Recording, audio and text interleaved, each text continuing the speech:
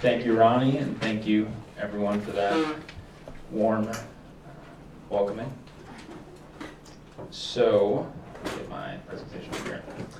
I'll be talking with you a little bit about the Catholic Nonviolence Initiative in the U.S., in our context. So to start, I wanted to lay out a few examples at different levels of the institutional church, and we'll work our way down to the parish level. So the first being the recent pastoral letter from Archbishop Laurie of Baltimore. And you can see the title there, The Enduring Power of Dr. Martin Luther King Jr.'s Principles of Nonviolence, a Pastoral Reflection.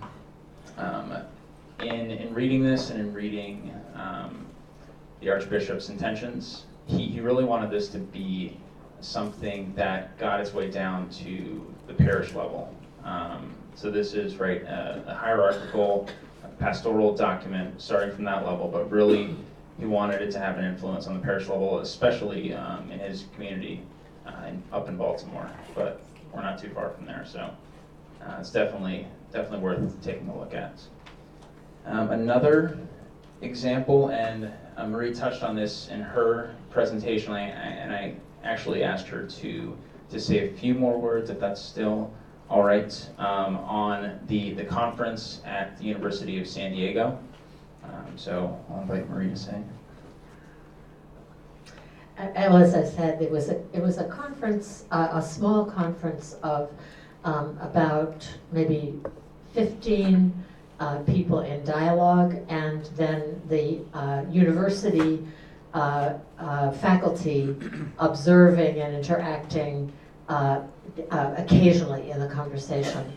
What I think was probably most the best part of the few days we spent together were the individual interactions between formal sessions. We had one challenge of one general who was a participant and who had a really lot to say. So in the formal sessions, it was hard to kind of hear from other participants. But in between, at the breaks, in the table conversations like you're having, we had some really wonderful exchanges, and I found most interesting the depth and seriousness with which, for example, the ethicists at the military academies were asking questions about the morality, the ethics of both particular weapon systems, of particular military strategies, of the direction in which U.S. policy was going, and we're also very interested in exploring together what might be approaches to both protecting vulnerable populations or transforming conflict before it became violent that could be applied by the military in a fruitful way. So it was a very interesting conversation. We hope at the small conference that we're planning in Rome in April, which is probably more of a workshop than a conference, that we will also have present military strategists and thinkers from different countries. In our roundtable conversations, we have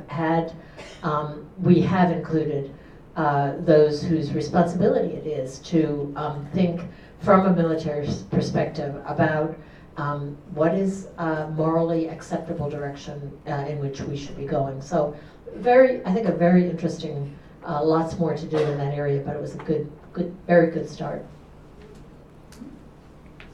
Thanks, Marie. So that would be more on the bishop's level, but the academic level as well. The next example is Pace Bene, and I'm sure some of you are familiar with this, if not many. Pace Bene's Campaign Nonviolence. And so this is something they've done, I believe, for the last few years, but absolutely last year, where there were thousands of public actions for nonviolent change around the country. There's a major action here in DC. Unfortunately, I wasn't able to be present at it, but I was at another Campaign Nonviolence event in Portland, Oregon. So they're happening all over the country, and this is more of a grassroots level example of gospel nonviolence. So just for this portion, I just wanted to lay out 3 different distinct examples from different areas of the church. So the next, these are our goals. So the Catholic Nonviolence Initiative's goals. The first, to move the institutional church. The second, to create a new moral framework. And the third is to generate receptivity. So an event like this would go toward that third goal. So that would include education and training in all levels and institutions in the church. So building off of that, an example that I'd like to share with you and actually bring up MJ Park with Little Friends for Peace. Their peace camps and education, I'm sure some of you are familiar with, but if not, she will lay that out a bit. And then also an opportunity that's coming up during Lent that will be another example of how to immerse yourself in gospel nonviolence and learn more. So, MJ, would you mind?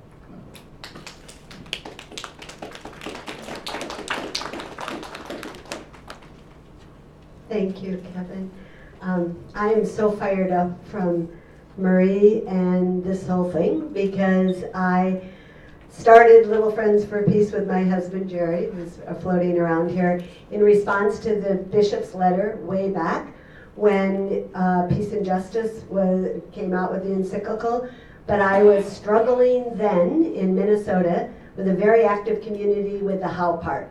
How could we love our enemy? How could we live out those principles of nonviolence? So Little Friends for Peace is deceiving because the little means it's for little people, but actually it's our little way of trying to build a new toolbox. And so we started with the idea, we want peace, we have to teach peace. So thank you to the dad who is talking about peace education in the schools.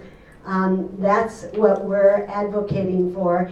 And yesterday I was in a PG County school, and it was a most moving day because everybody's learning, from the teachers to the administrators, and we had 60 newly arrived children who had been in refugee camps who are doing peace class, and to listen to them learn new tools and put down their weapons and their bullying. It was awesome.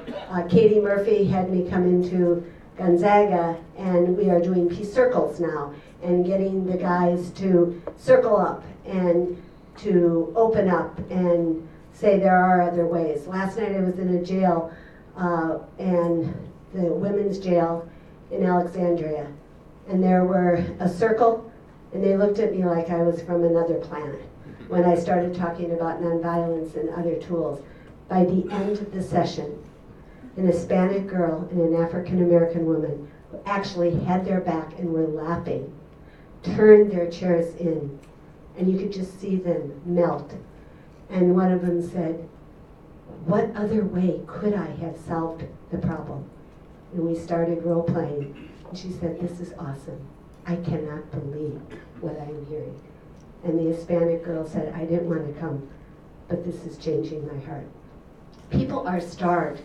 On Martin Luther King Day, there were a busload of 40 GW students. They too are longing for tools and practices. I think we have a moral responsibility to start advocating that every church infuse peace education into the sacramental preparation, because it's tragic what is going on in the schools. To go into DC public school and see chairs throwing, teachers yelling, it just breaks our heart. But on the flip side, there are so many tools and practices that we can do. So Kevin mentioned Peace Camp. This is Live Peace, Teach Peace, and at St. Camillus. I want to applaud Kevin for joining us this past summer. And St. Camillus is also last Tuesday I did a parenting class, and there were 18 parents who are wanting to join Peaceful Parenting, Peaceful Children, and so they all came, and now we have a group going. So on a practical level, we want to continue planting those seeds, and for this coming Lent, we, Kevin and I have been meeting about this, but we said, hey, let's just do it. Let's pilot some circles in parishes. So Brother Chris, who was here, has said yes, and so there'll be 2 sessions in March on a Thursday night.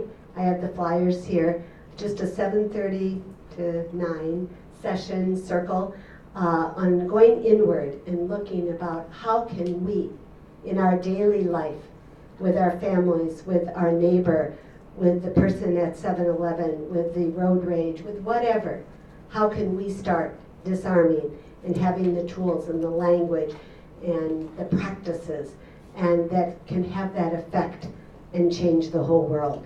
And Father Bava at Holy Redeemer, we met with him, and he was giving an example of a funeral that he had just finished, and he said, it was a mom where I was at her deathbed, and I said, let go in peace. And then he said, at the repast, people were fighting and doing violence out in the parking lot, and he said, I need help. People are struggling from the trauma and the killings right in Sursum Corda, and then it trickles over into how they respond, right? So he said yes, and we'll have a session for 2 Sunday afternoons in March, and they're on the flyer too. Open for more. Love to talk to anybody about getting peace education in the schools and sponsoring sessions. I run into, Jerry and I are parents too, like Marie, of 6 kids, and video games, we take 7th and 8th graders and say, tell us more. We don't say stop, we say tell us more about your video games. How can you rewire those video games to be exciting but nonviolent?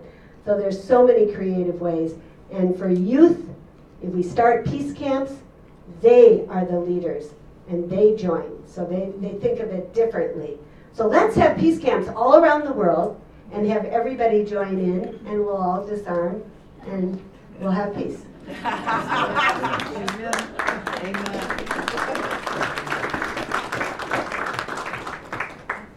Thank you, MJ. And like she said, she has flyers. There's also the information for the events at St. Camillus up here. If you'd like to take a second to write that down, feel free. I have the flyers for both Holy Redeemer and St. Camillus, and I have palm cards with information about peace education and circles, restorative circles. Great. Yeah. So MJ has all the resources. And then the other events will be, like MJ said, at Holy Redeemer, and she has the info for that, the flyers as well. So at the parish level, these are a few of examples of what the church can do working at the parish level to try and infuse it with gospel nonviolence. So the first, as you can see, is to promote and teach justice, peace, and reconciliation. The second, to emphasize the necessity of living gospel nonviolence. The third, to prioritize peace education, programs like Little Friends for Peace, in the spirit of gospel nonviolence. And the fourth, to teach right relationship with one another, the earth, and ourselves. These were some of the points of recommendation given to the Vatican, so I think they're pretty worthwhile.